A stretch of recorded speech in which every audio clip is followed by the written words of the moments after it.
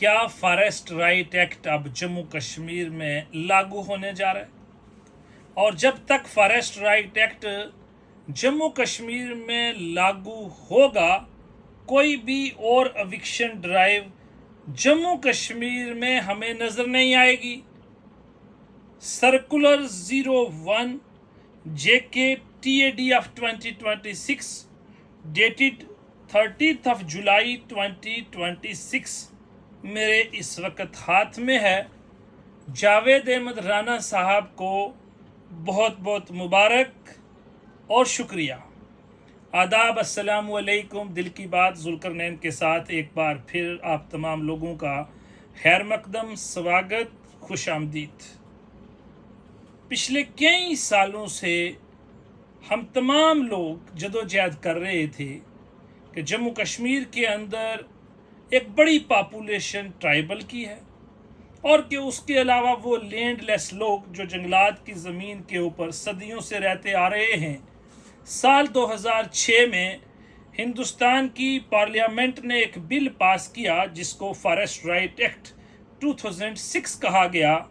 पूरे देश में इस कानून को इम्प्लीमेंट किया गया, लेकिन अनफॉर्चुनेटली साल 2006 से साल 2019 तक जम्मू कश्मीर में कई हुकूमतें बनी और उस वक्त यहाँ पर लेफ्टिनेंट गवर्नर नहीं हुआ करते थे, स्टेट ऑफ जम्मू कश्मीर होती थी, ना कि यूनियन टेरिटरी। बदकिस्मती से जम्मू कश्मीर की असेंबली ने कभी नहीं चाहा कि इस कानून को जम्मू कश्मीर में लागू करवाया जाए या यहाँ की असेंबली कोई ऐसा कानून बनाकर जम्मू कश्मीर के लोगों को इस एक्ट का बेनिफिट देती। लेकिन फिर हमने और आपने देखा कि 5 अगस्त 2019 को रीऑर्गेनाइजेशन एक्ट आया, जिससे जम्मू कश्मीर में फॉरेस्ट राइट एक्ट की इम्प्लीमेंटेशन भी और डायरेक्टली ये एक्ट जो है जम्मू कश्मीर में भी इंट्रोड्यूस हुआ। और जो दूसरा बड़ा कानून जिसकी मैंने अपनी लाइफ में बड़ी ज़बरदस्त तरीके से मजम्मत की, वो था इंटर डिस्ट्रिक्ट रिक्रूटमेंट बिल, जिसने शेड्यूल ट्राइब लोगों को रोक दिया था एक डिस्ट्रिक्ट से दूसरे डिस्ट्रिक्ट में एम्प्लॉयमेंट के लिहाज से अप्लाई करने के लिए भी। उस एक्ट की रिपील जो है वो भी इसी कानून से हुई, रीऑर्गेनाइजेशन से हुई। लेकिन फॉरेस्ट राइट एक्ट 2019 से लेके अब हम 26 में पहुंचे, लागू नहीं हुआ। बड़ी तपस्या करनी पड़ी, टाइम एंड अगेन गुजारिश की यहाँ के लेफ्टिनेंट गवर्नर साहब से भी कि इस फॉरेस्ट राइट एक्ट को लेटर एंड स्पिरिट में इम्प्लीमेंट किया जाए। लेकिन जुलाई 30 2026 यानी कि आज 31 है, अभी तक लागू नहीं हुआ जिस तरीके से होना चाहिए था। कहीं कहीं कम्युनिटी राइट्स दिए गए इस कानून के मुताबिक, लेकिन इंडिविजुअल राइट यानी कि वो आदमी, वो लोग, वो फॉरेस्ट ड्वेलर जो सदियों से जंगलात की ज़मीन के ऊपर रहते हैं, उनको मालकाना हक as per forest right act अभी तक हासिल नहीं हुए। और पिछले दिनों में आपने देखा था बांदी के सिदरा मकाम में भी जंगल की ज़मीन जिसको कहा जाता था, जिसको फॉरेस्ट राइट डिपार्टमेंट वाले लोगों ने 20 से ज़्यादा लोगों के मकान गिराए। और उसके अलावा पूरे जम्मू कश्मीर में आए दिन एविक्शन ड्राइव्स चल रही थी, जिसके ऊपर बड़े ज़ोर और बहुत अदब व एहतराम के साथ जावेद अहमद राना साहब को बार बार कहा, हमने भी कहा, बाकी तमाम ट्राइबल एक्टिविस्ट ने भी कहा और पूरी कम्युनिटी ने यह कहा कि राना साहब इस कानून को जम्मू कश्मीर में लागू करवाइए। और अगर आपके दौर में ये लागू नहीं होगा तो फिर लागू कब होगा? इन तमाम चीज़ों को मद्देनज़र रखते हुए जावेद राना साहब की काविशों से आज मेरे पास एक सर्कुलर है, circular number 01 JK TAD of 2026 dated 30th of July 2026, जो कि कल ये सर्कुलर इशू किया गया है। और इशूइंग अथॉरिटी हैं प्रसन्ना रामास्वामी जी, जो कि IAS ऑफिसर हैं, commissioner secretary to the government tribal affair department हैं। उन्होंने विद रिस्पेक्ट टू इम्प्लीमेंटेशन ये सर्कुलर इशू किया है और उम्मीद की जा सकती है कि आने वाले दिनों में इस सर्कुलर की इम्प्लीमेंटेशन होगी। जिस तरह अभी तक राणा साहब ने मेहनत की है और तमाम डिप्टी कमिश्नर्स को हदायत जारी किए गए हैं कि वो आप इस प्रोसेस को स्टार्ट करें। प्रोसेस क्या है इस पर मैं आने वाले दिनों में डिटेल में आपको बताऊंगा। जो ही 3 टायर सिस्टम है, 3 टायर सिस्टम में सबसे पहले है कि जो रूरल एरियाज़ हैं वहाँ पर ग्राम सभा बनाई जाए। उस ग्राम सभा के पास 3 टायर सिस्टम को ही पहले क्लियर कर लें। 3 टायर सिस्टम इसलिए है कि सबसे पहले आपका क्लेम जो है वो सबमिट होगा ग्राम सभा के पास। अगर ग्राम सभा आपके केस को आपके फेवर में डिसाइड करती है तो आपकी प्रॉब्लम हल, और अगर ऐसा नहीं होता तो आपको अपीलेंट अथॉरिटी, जिसको हम सब डिविजनल कमेटी कहेंगे, आप उसके पास अपनी अपील करेंगे विद इन 60 डेज़। यानी कि अगर आज ग्राम सभा ने आपके क्लेम को रिजेक्ट किया तो आप 60 दिन के अंदर उनके पास अपील कर सकते हैं, यानी कि सब डिविजनल लेवल की जो कमेटी है उसके पास। सब डिविजनल लेवल कमेटी भी अगर आपके क्लेम को रिजेक्ट करेगी तो फिर आप डिस्ट्रिक्ट लेवल जो कमेटी होगी उसके पास अपने अपील करेंगे उस ऑर्डर की जो सब डिविजनल लेवल की कमेटी ने आपके खिलाफ किया होगा। तो इसलिए gram sabha, sub district level committee, then district level committee, तो ये इसलिए ये 3 स्टेजेस हैं, 3 अथॉरिटीज़ हैं, इसलिए हम इसको कहते हैं 3 टायर सिस्टम। अब मुझे पूरी उम्मीद है कि आने वाले वक्त में डिप्टी कमिश्नर्स पूरे 20 के 20 ज़िलों के अंदर ये ग्राम सभा की कमेटियां बनवाने का प्रयास करेंगे। जब कमेटियां बन जाएंगी फिर आप अपने क्लेम इन कमेटीज़ यानी कि ग्राम सभा कमेटी के पास सबमिट करेंगे and that committee will decide कि क्या आपको फॉरेस्ट राइट एक्ट के तहत ये जो ज़मीन जिसके ऊपर आप सदियों से रह रहे हैं, आपका मकान बना हुआ है, आप काबिज़ हैं, आप राई बाई का काम कर रहे हैं, इसके मालकाना हक आपको देने हैं या नहीं देने हैं। सेक्शन ये जो हमारा फॉरेस्ट राइट एक्ट है इसकी सेक्शन 4 सब क्लास 5 बड़ी इंपॉर्टेंट है। ये फॉरेस्ट राइट एक्ट की ही सेक्शन है।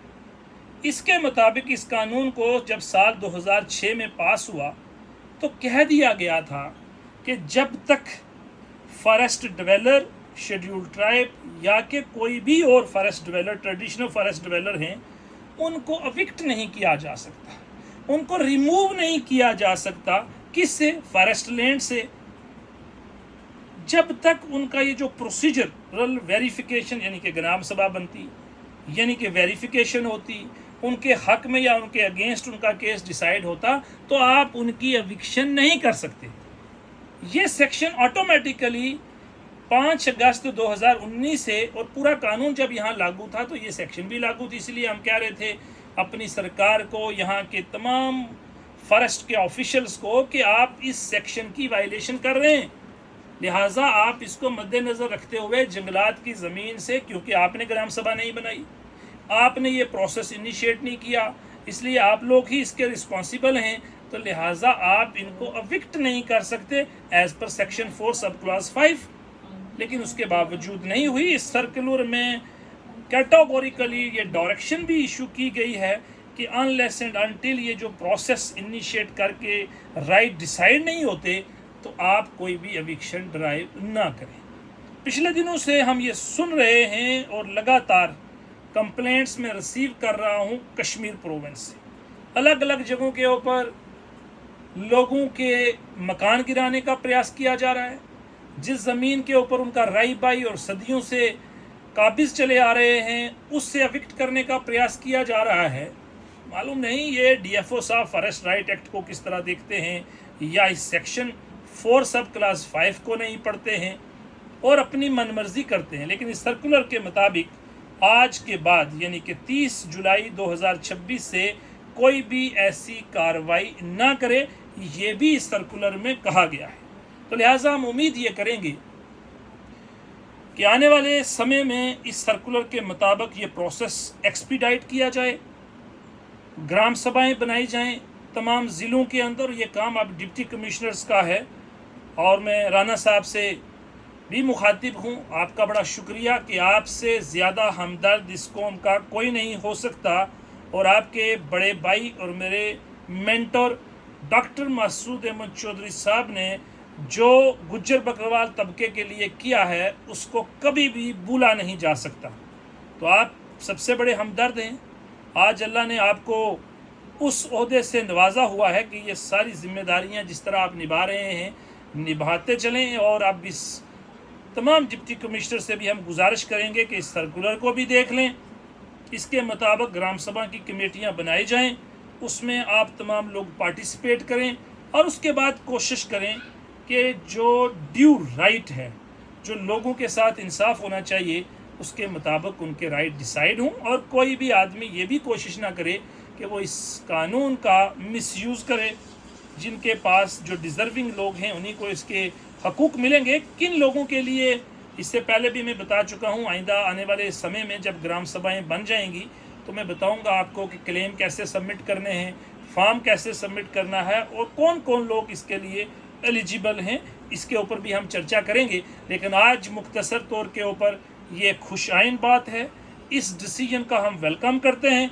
और तमाम जम्मू कश्मीर के जो ख़ास तौर के ऊपर फॉरेस्ट डिवेलर हैं इन लॉर्च, और ख़ास तौर के ऊपर जो हमारे गुज्जर बकरवाल तबका, ट्राइबल पॉपुलेशन, लैंडलेस लोग जंगलात की ज़मीन पे रहते हैं, उनके लिए ये खुशाइन बात है जिसकी तपस्या, जिसकी स्ट्रगल हम कई सालों से कर रहे हैं।